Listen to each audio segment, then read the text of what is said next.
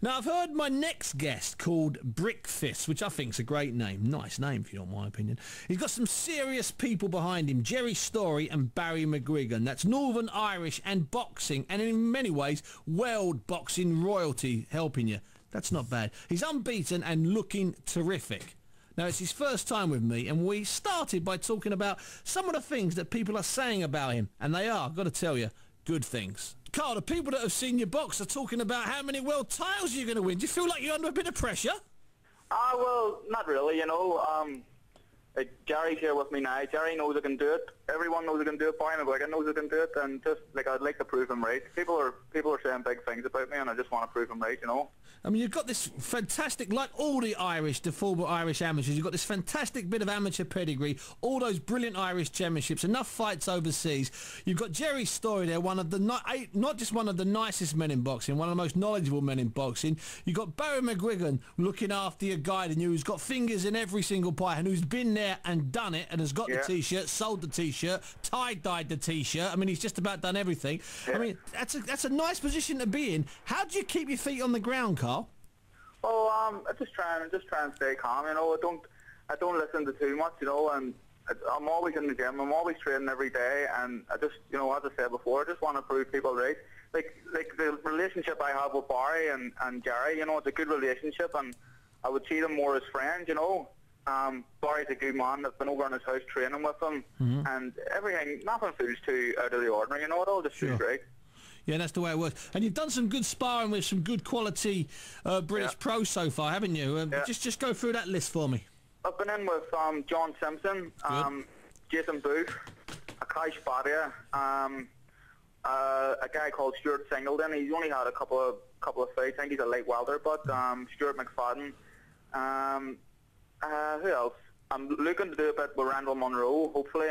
Good. When he's getting ready for his world title eliminator. You know, it's all good stuff, and that's what's improving me at the minute. You know, it's not the fights at this stage, but it's the quality sparring I'm getting. I think it's helped me come along. And that's the way it works. You know, you've been a pro 7 or 8 months. I know you've had the 5 wins, but you know you're sensible enough to know that these guys you're fighting, these are guys you have to look good against beating, and the only way they beat you is if you fight like an idiot. And all your work here is done away from the gym, both in sessions and when you're talking, when you're getting your head right in conversations with Jerry and conversations with Barry. Yeah, well, I know that. You know, I've had 5 fights, and I know what's happening. People put you in with people that you're expected to beat at the start. You know, they're not too hard, but I have to still be smart. You know, and I have to be careful. Of course you do. I'm doing everything that I'm learning in the gym, and I'm just trying to put it into practice when I'm in the ring.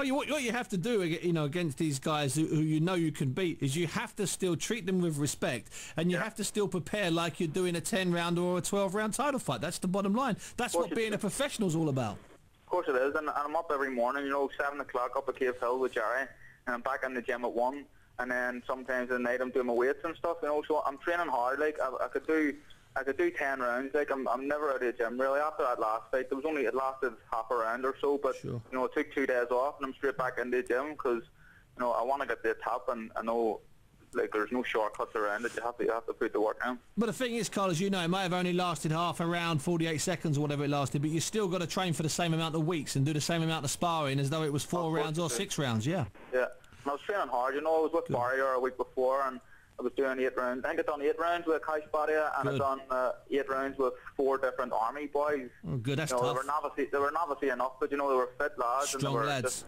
throwing punches from everywhere, you know, but that's what you got to do. Yeah. Now, Carl, when are you out next? Hopefully I'll be on the Paul McCluskey bill in June. Good. I think the date isn't set yet, but that's I think it's going to be around June, sometime in the King's Hall. Okay. But Barry's looking to get me out in another show before that, maybe late April or early May, you know. Yeah, that'd be good, because dude, he's well overdue a fight. I thought he'd retired. He's been out of action for so long. I know, he needs to be fighting more, so he does. He needs to be fighting more. But the thing is with dude, he's looking more and more like a boy band member. Have you seen him recently? I've seen him. It's getting a little bit scary with all that sort of shirt undone down to his, you know, he's got his shirt undone halfway down his chest. He's getting a bit boy bandy. I know, I don't know what he's at, but whatever pleases him, you know.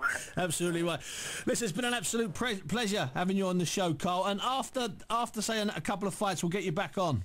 Lovely, mate. Thanks, Steve. Say hello to Jerry and Barry for me. Thanks, boss man. No problem. Cheers. Bye. Brickfists, or Carl Frampton as he's also known there. Now I've only seen clips of him on YouTube. I managed to miss his fights, but I know that people are raving, so you might want to get and watch him if you see him somewhere. If he's on Sky, make sure you Sky Plus it and watch it. Now in